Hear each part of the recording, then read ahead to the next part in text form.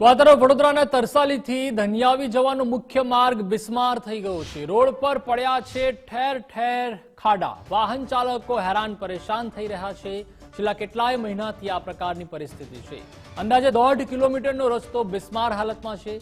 5 મિનિટનો રસ્તો કાપવા માટે લાગે છે 20 મિનિટથી વધુનો સમય। વરસાદ બાદ કોઈ પણ પ્રકારની કામગીરી અહીંયા કરવામાં નથી આવી, તેને લઈને સ્થાનિકોમાં પણ રોષ છે। ખાડાઓમાં પાણી ભરાવાને લીધે ગંદકીનું પણ સામ્રાજ્ય જામ્યું છે। આ રોડ એવો ને એવો જ છે, કશું સુધારતા નહીં। સુધારે છે પાછા 2 દિવસથી એવા જ થઈ જાય છે। ખાડા ટેકરામાં છોકરાઓ સ્કૂલ જાય છે, તેવી બચારા પડી જાય, કેટલા બાઇકોવાળા પડી જાય છે। આ લોકો છૂટાઈને આવી જાય છે, કશું કરતા નથી। આ કાલે કરતા હતા, ખાલી માટોડી નાખી।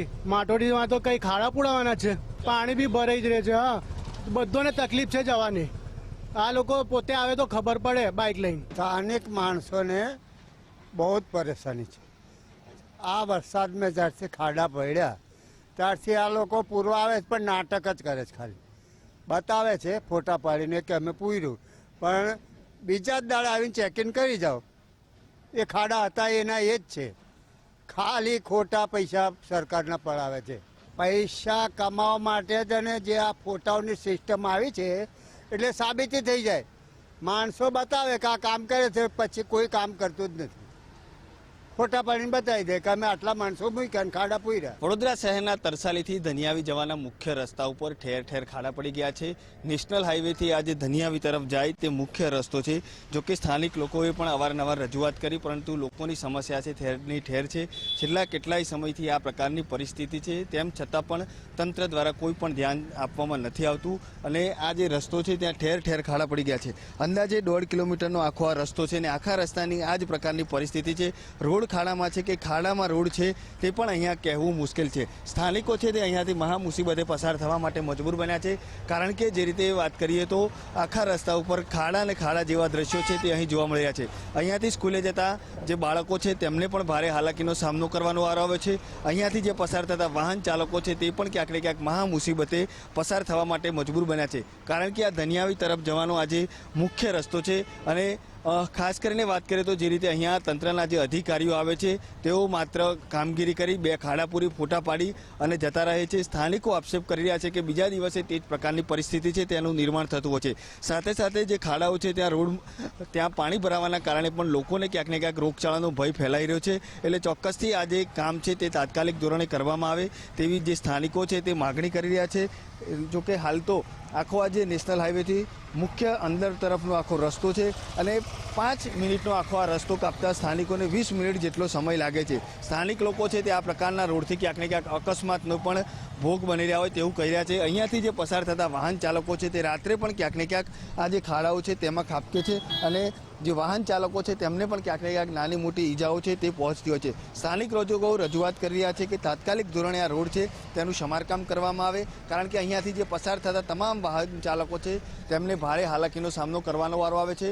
અને ખાસ કરીને વાત કરીએ તો જે રીતે મુખ્ય રસ્તો છે અહીંયાથી વડોદરા શહેરમાં અંદર પ્રવેશવાનો, ત્યારે આ જ પ્રકારની પરિસ્થિતિ છે તેનાથી ક્યાંક ને ક્યાંક જે નાગરિકો છે તેમાં પણ હાલ રોષ જોવા મળે છે। કેમેરામેન ડીકે સોલંકી સાથે અલ્પેશ સુથાર, ગુજરાત ફર્સ્ટ, વડોદરા। તો આ તરફ રાજકોટના જેતપુર શહેરમાં નગરપાલિકાના સ્ટેટ હાઈવેના કે નેશનલ હાઈવે ઓથોરિટીના રોડ રસ્તા કામની વરસાદે પોલ ખોલી નાખી છે। પ્રજાના ટેક્સના પૈસે બનાવવામાં આ રસ્તાઓમાં ઠેર ઠેર ગાબડાઓનું રાજ છે। પ્રસ્થાપિત થતા સત્તાધીશો અને કોન્ટ્રાક્ટરોની મિલીભગત પણ સામે આવી છે। 1 વર્ષ પૂર્વે શહેરભરમાં નવા ડામર રોડ તેમજ સિમેન્ટ રોડ બનાવવામાં આવ્યા હતા, પરંતુ આ રોડ તરત જ તૂટી ગયા।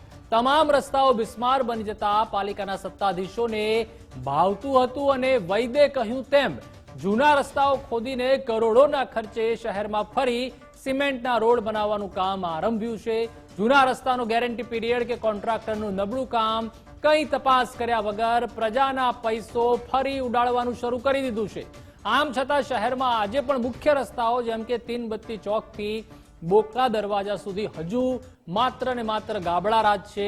અહીં રસ્તો એટલી હદે ખરાબ છે કે વાહનોની કમાન અને માણસોની કમર તૂટી જાય છે। આ રસ્તા પર વૃદ્ધોને પગપાળા નીકળતા પણ ડર લાગે છે। નવગઢા વિસ્તારના રોડ રસ્તામાં બહુ જ ખાડા થઈ ગયા છે। મોટરસાઇકલ લઈને નીકળવું બહુ મુશ્કેલ થઈ ગયું છે. રાતની લાઇટો પણ નથી થતી. 4-5 દિવસ ત્યાં અંધારું પણ રહી જાય. રાતના બહુ મુશ્કેલી થાય છે આવવા માટે. એકદમ થકાઈ જાય છે, હાથ પગ દુખવા માંડે ઘરે પહોંચીએ ને. હમણાં 2-3 વખત ખર્ચો થઈ ગયો, 500-800 રૂપિયાનો ખર્ચો થઈ જાય અઠવાડિયે. વ્યવસ્થિત રસ્તા બને એવી માંગ છે. આજે નવાગઢ ચોકડીથી નાજારાપરા સુધીનો જે રોડ છે એ છેલ્લા 10 વર્ષથી એટલો બધો ખરાબ છે. અવારનવાર 3 પર રજૂઆત કરેલ છે. ધારાસભ્યશ્રીને પણ ખબર છે, સંસદ સભ્યને પણ ખબર છે. અને દર વખતે એમ કહે છે થઈ જાય અને ચોમાસા બાદ થઈ પણ જાય છે, પણ ડામર રોડ જ બને છે અને ફરી પાછા આવતા ચોમાસામાં એ રોડ બગડી જાય છે.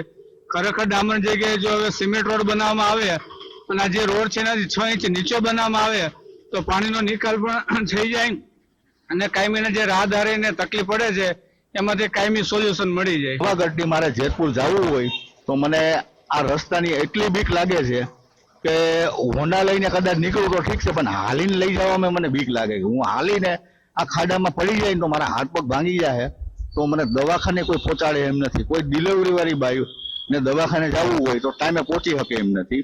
કોઈને તાવ આવ્યો હોય, કોઈ બીજું થયું હોય તો દવાખાને જવા માટે રસ્તામાં નીકળવામાં બીક લાગે છે. એવા રસ્તા ખરાબ છે.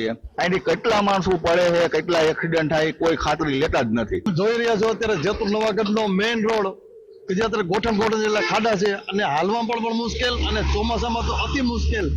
તંત્રને માલુમ થાય કે આ રોડ રસ્તા વહેલી તકે પૂરવા વિનંતી. તો આ તરફ દાહોદ શહેરને સ્માર્ટ સિટી જાહેર કર્યા બાદ લોકોને મોટા સપના બતાવવામાં આવ્યા. શહેરમાં સ્માર્ટ રસ્તાઓ બનશે તેવી જાહેરાત કરાઈ હતી, પરંતુ 2017 થી આજ દિન સુધી શહેરમાં ચાલતા સ્માર્ટ સિટીના કામોના કારણે શહેરવાસીઓ ત્રાહિમામ પોકારી ઉઠ્યા છે. અલગ અલગ કામગીરી માટે ખોદકામ અને ખાડાઓથી લોકો હેરાન પરેશાન થઈ ગયા છે. 2017માં દાહોદને સ્માર્ટ સિટી તરીકે જાહેર કરવામાં આવી ત્યારે શહેરીજનોની ખુશીનો પાર નહોતો. પણ લોકોને મોટા સપના બતાવવામાં આવ્યા હતા. શહેરમાં સ્માર્ટ રસ્તાઓ બનશે, પરંતુ અત્યારની જે પરિસ્થિતિ કહી શકાય કે જે બસ સ્ટેશન રોડનો વિસ્તાર છે કે સ્ટેશન રોડનો વિસ્તાર, આ ખરાબ પરિસ્થિતિ જોવા મળી રહી છે. એના જે વાહન ચાલકો વાત કરીશું. કેવી મજા આવે છે સ્માર્ટ રસ્તા ઉપર? બહુ મજા આવે છે સ્માર્ટ રસ્તામાં ને એકદમ સ્માર્ટ સિટીના એકદમ સ્માર્ટ રોડ છે, જેનામાં આમ કમરને બી આમ મસાજ જેવું લાગે છે. દાહોદના 90% રોડો ખરાબ છે અને એકદમ દ્રસ્ત હાલતમાં છે. શું માંગણી, તમે શું કહેશો સરકારને? અમે તો સરકારને એટલું જ કહેવા માંગીએ છીએ કે અમારા જે ટેક્સના પૈસાથી જે આ ખાડા પર જ ચાલવાનું હોય તો અમે ટેક્સ આપવાનું બંધ કરી દઈએ અને આ ખાડાવાળા रोडों पर જ ચાલીએ. अब रास्ते के लिए तो ये कह सकते हैं कि हम जब भी यहाँ से गुजरते हैं तो ऐसा लगता है कि हम एक बहुत बेहतरीन स्मार्ट सिटी से गुजर रहे हैं.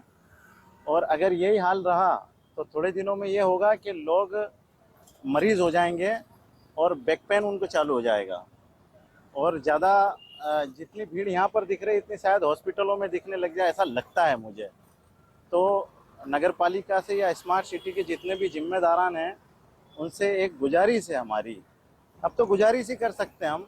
तो गुजारिश के तहत ये कह सकते हैं कि बराए मेहरबानी थोड़ा रास्तों को अच्छा कर दें, क्योंकि ये शहर हमारे सबका है. अगर ये शहर के रास्ते अच्छे होंगे तो हम कॉलर उठा के किसी के सामने ये कह सकेंगे कि ये हमारा दाहोद शहर है. લોકો ત્રાસી ગયા છે. કેટલા સમયથી આ પરેશાની લાગી રહી છે અને અત્યારે તંત્ર પાસે શું માંગણી કરો? છેલ્લી સ્માર્ટ સિટી જાહેર કરી ત્યારથી આ જ પરિસ્થિતિ છે. જ્યારથી આ ખોદાખોદ કરી નાખ્યું 2 વર્ષ થયા લગભગ. ચોક્કસ સ્માર્ટ સિટી જાહેર કરી ત્યારથી લોકોમાં જે સ્માર્ટ રસ્તાઓ, સ્માર્ટ સિટીના જે સપનાઓ હતા, પરંતુ સ્માર્ટ સિટીની વાત કરીએ તો અત્યારે જે પ્રાથમિક સુવિધાઓ પણ અહીં જોવા નથી મળી રહી. પ્રાથમિક સુવિધા, જે મૂળભૂત સુવિધા આ રસ્તાની કહેવાય, રસ્તા પણ દાહોદ શહેરની પ્રજાને નથી મળી રહ્યા. અત્યારે જો એવી પરિસ્થિતિ છે કે 1-1 ફૂટના, અડધો ફૂટના ખાડામાં વાહનો કૂદી રહ્યા છે. જો થોડોક વરસાદ પડે તો આખા રસ્તા ઉપર જે કાદવ કીચડ જોવા મળે છે અને વરસાદ રોપાય તો ધૂળની ડમરીઓ જોવા મળી રહી છે. સાબિર બાબર, ગુજરાત ફર્સ્ટ, દાહોદ.